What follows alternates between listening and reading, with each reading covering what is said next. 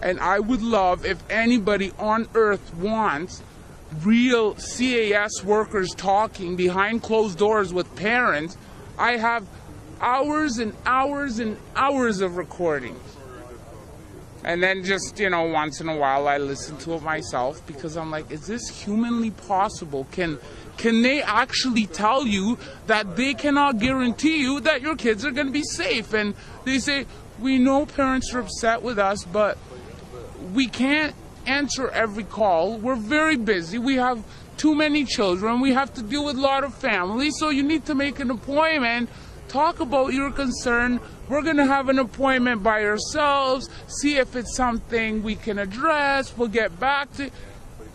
Takes months and months and months because they don't consider what a parent would consider, you know, medical emergency. It's not to them, but I mean, that's why kids are dying. And still, how the government can close their eyes and how nobody can do something, it blows my mind. How nobody can do something about it, just pretend it's not happening. And no matter how many kids get hurt and go to school, and kids are afraid to go and tell school when they're hurt. But I keep it up very much with my son especially, who's close to getting to be a teenager. Tell me everything. He's right now being forced. They have a few adoptive kids in the foster home, being forced to do the paper route for the adopted kids, and they get the money. If I, with the allegations against me, if I would allow my son to have a paper route, they would say the money is for something else. I tell him, your job, honey, is to try your best in school. You know, that's your job, not to do that. Every parent should be able to choose chores. I choose my son to concentrate in school because I have my grade 8. Because of that, it's taking so long to educate myself. And because I didn't know my rights or the law or children's rights or anything else, it just seemed like case closed to them, the biggest party they've ever had. But I'm fortunate to every other day meet people that are helping me. About 2 months ago, when it was getting very hard, through a friend in Toronto, I got fortunate enough to introduce me to Executive Director of CCHR, Benjamin Middleton. Once I got my file from my lawyer, he sat down with me and we kind of learned how to make a motion, brought it to court, and pretty much the judge looks at you and laughs. He happened to be a nice judge. I thought, I'm asking for somebody to represent me, who's going to bring the truth to the court, who's not through legal aid, because this is why my situation got so bad, is because of a legal aid lawyer. This person wants to do it for free, and they keep on remanding the court date. I don't have $200,000. I can't learn law that fast because there's so much. Everybody who wants to help me has to get approved by the court. If somebody wants to represent you, why aren't they allowed to? I don't get to choose who CAS lawyer is, but them, as soon as we had a little hearing about constitutional rights and they have all these cases why this person should not represent me. So within a half an hour for the break, I had to look and think what I can say. So I started with their argument. I said, Your Honor, you know, CAS here is great, and they have all these reasons why this person should not represent me. But one of the files is not complete. Oh, they were extremely mad. I knew the evidence I had, and I just wanted to start with them. And of course they got upset and always, you're not going to see your kids, and threat after threat. But I just want my kids back, and I want somebody to pay attention and something to be done. And human people, unlike them, to be able to decide what the law is. And if kids can't be at home for any reason because it's not healthy, that doesn't mean, well, they're used to abuse anyways. What the heck? They can take some more abuse. Or, you know, well, you know, they were getting beat up at home because the parents are alcoholics and drug addicts.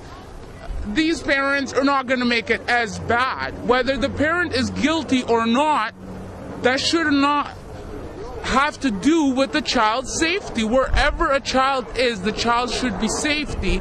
And even parents who get accused of things that they're trying to work out or trying to deal with addictions, it makes it so much harder when you have to also think of every minute of your life. Oh my God, who's hurting my child now? Who's not giving them food? My kids, they changed their whole life around. Can't have water while you're eating. Can't have water after 7 p.m. Can't this, can't that. There was no restrictions on meals or water. They accused me of overfeeding my son because he used to play football, and I used to go bring him a snack because when he would go to the foster home, they'd give him a bowl of oatmeal. When he left for the game at 6:30, dinner wasn't ready because he would leave at 5:30 to be there for 6:15.